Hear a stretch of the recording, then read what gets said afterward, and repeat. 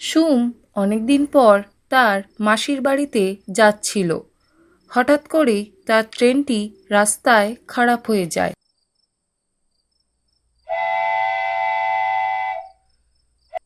ট্রেনের সব যাত্রীরা খুবই উত্তেজিত এবং দুশ্চিন্তাগ্রস্ত ছিল।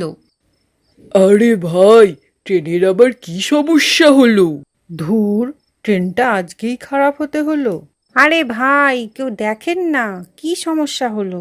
এখন যদি ট্রেন চালু না হয় পৌঁছাতে তো আরো দেরি হয়ে যাবে। ঠিকই বলেছেন ভাই। আসলে বুঝতে পারছি না কি করব। রাস্তাটাও শুনেছি একদম ভালো না। কেন? রাস্তা আবার কি দোষ করলো? এই রাস্তায় কয়েকদিন পর পরই নাকি একটি বাজার দেখা যায়। আসলে 71 সালের যুদ্ধের সময় এই বাজারের মানুষগুলোকে মেরে সেখানে আর্মি ক্যাম্প করেছিল। আর তাই সেই মানুষগুলোরই আত্মা বাজারে ঘুরে বেড়ায়, কিন্তু দিনের বেলা কিছু থাকে না। বছরে দু একবারই এই বাজার দেখা যায়। আরে ধুর, এসব সব বানানো কথা। আমার মনে হয় এখনই ট্রেন থেকে নেমে যাওয়া উচিত, কারণ এই ট্রেন সকালের আগে তো চালু হবে না। ঘন্টাখানেক হাঁটলে ভগবানের দয়ায় মাসির বাড়ি পৌঁছে যাব।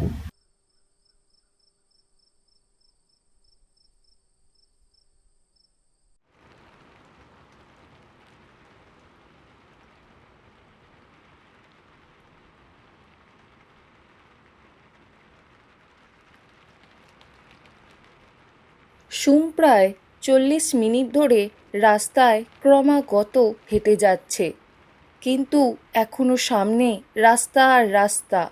ট্রেন থেকে নেমেই সে চরম বোকামি করেছে। একদিকে শুরু হয়েছে প্রচণ্ড মুষলধারে বৃষ্টি। হঠাৎ করে সে দেখতে পেল একটি দোকান।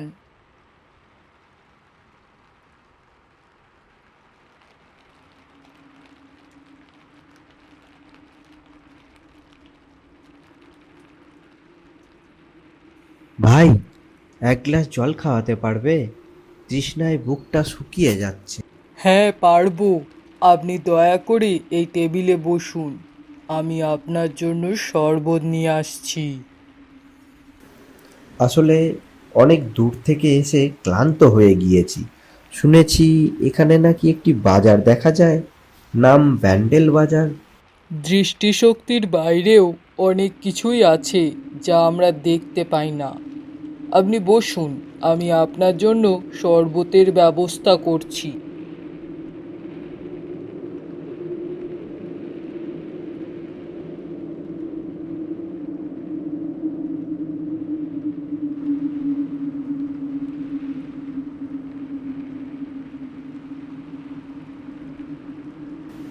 ও মা, এ কি?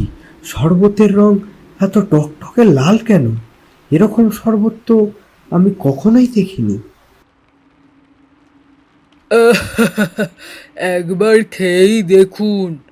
এই শরবতের স্বাদ জীবনে ভোলার নয়।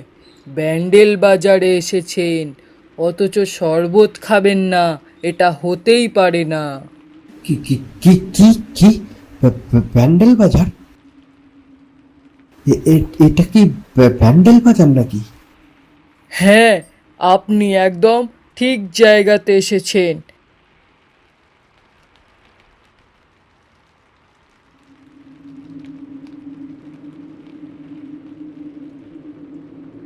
পাকিস্তানি সৈন্যরা 1971 সালে এরকম রক্তই খেয়েছিল।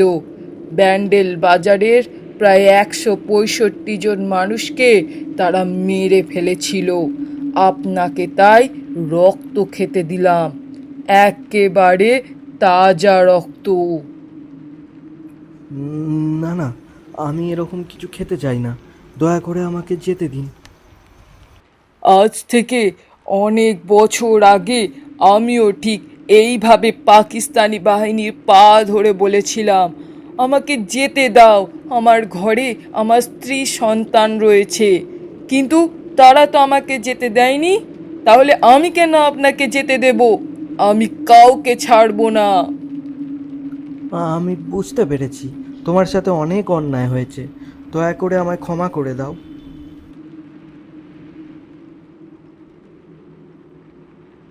ক্ষমা? কাকে ক্ষমা করব? পৃথিবীর কোনো মানুষকে এখন আর আমি ক্ষমা করব না। এই যে রক্তটা দেখতে পাচ্ছেন, আমার বুকের তাজা রক্ত। আমার বুক থেকে যেমন রক্ত ঝরেছে, ঠিক তেমনই রক্ত আমি সবার মুখ থেকে ঝরাবো।